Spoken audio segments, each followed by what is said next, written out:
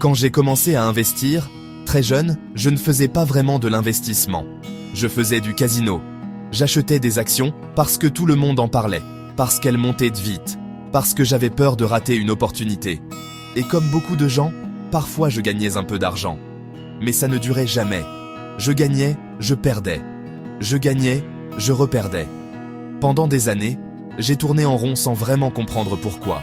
J'avais l'impression d'être actif, intelligent, informé. Mais mon patrimoine, lui, ne progressait pas.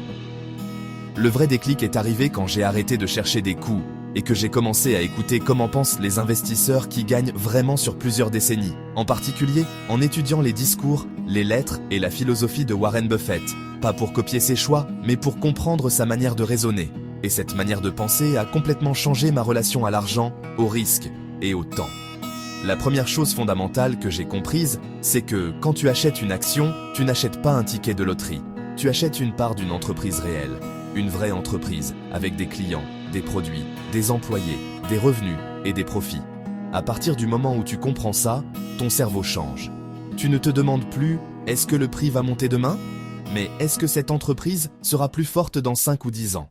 Et là, tu réalises une vérité dérangeante. Sur des milliers d'entreprises cotées en bourse, l'immense majorité ne sont pas exceptionnelles. Elles sont moyennes. Certaines sont médiocres. D'autres survivent à peine. Et très peu méritent réellement ton argent.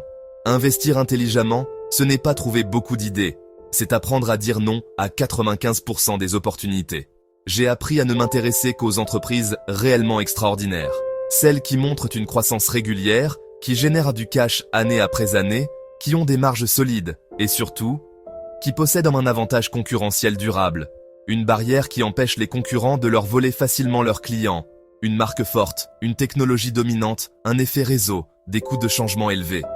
Ce que Buffett appelle un fossé économique. À partir de là, une autre leçon essentielle s'impose. Il vaut mieux acheter une entreprise exceptionnelle à un prix correct qu'une entreprise moyenne à un prix très bas. Beaucoup d'investisseurs tombent dans le piège du « pas cher ». Mais un mauvais business reste un mauvais business, même à bas prix. Une entreprise de qualité, elle, peut compenser un prix d'achat imparfait par des années de croissance et de création de valeur. Ensuite, j'ai compris que la phrase « ne jamais perdre d'argent » ne veut pas dire qu'on ne fera jamais d'erreur. Même les meilleurs investisseurs se trompent. La vraie signification, c'est au niveau du portefeuille global. Si tu détiens un ensemble d'entreprises solides, rentables, bien diversifiées et que tu leur laisses le temps de travailler, il devient extrêmement difficile de perdre sur le long terme. Mais pour ça, il faut une qualité que la majorité des gens n'ont pas, la patience. Le marché boursier est une machine à transférer l'argent des impatients vers les patients. Ceux qui paniquent, qui sautent d'une idée à l'autre, qui vendent dès que ça baisse, financent ceux qui savent attendre. La patience n'est pas passive, c'est une discipline active, c'est résister à l'envie d'agir inutilement. Une autre règle fondamentale est simple mais brutale. Si tu ne comprends pas une entreprise, tu n'y investis pas. Peu importe qu'elle soit à la mode, peu importe que tout le monde en parle, peu importe qu'elle monte vite. L'argent se perd souvent non pas par manque d'opportunité, mais par excès de curiosité mal maîtrisée. Tu n'as pas besoin de tout comprendre. Tu as besoin de bien comprendre peu de choses. Et surtout, il faut accepter une idée très inconfortable. Tu vas rater des opportunités, beaucoup, et ce n'est pas grave. Les investisseurs qui réussissent ne cherchent pas à tout attraper. Ils cherchent à ne pas faire d'erreurs fatales. Rater une hausse, ce n'est rien. Détruire son capital, c'est irréversible. Vient ensuite la question du timing. Et là encore, le mindset fait toute la différence. Les grandes entreprises deviennent attractives quand personne n'en veut. Quand elles sont attaquées par les médias. Quand le marché panique. Les meilleures opportunités naissent dans l'inconfort. Acheter quand tout va bien est rassurant, mais rarement rentable. Acheter quand tout va mal est difficile, mais souvent payant. Cela ne veut pas dire chercher les entreprises en difficulté. Ça veut dire distinguer les problèmes temporaires des problèmes structurels. Une mauvaise année n'est pas une mauvaise entreprise. Une perte d'avantage concurrentiel, en revanche, est un signal d'alarme.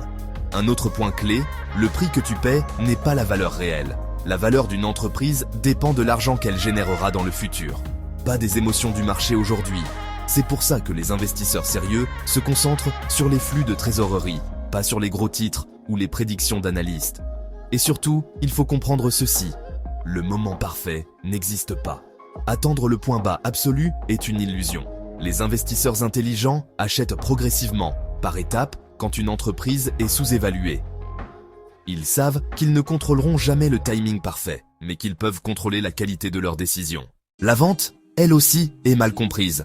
Quand tu possèdes une entreprise exceptionnelle, la meilleure stratégie est souvent de ne pas vendre. Laisser le temps faire son travail.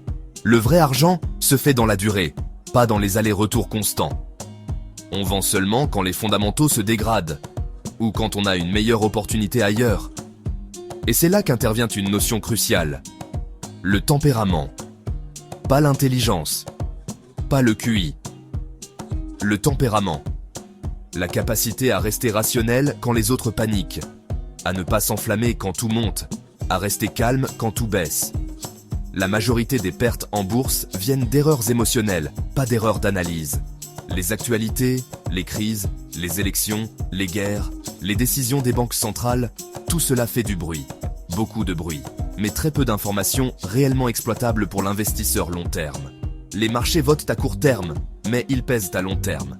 Et ce sont les résultats des entreprises qui finissent toujours par s'imposer.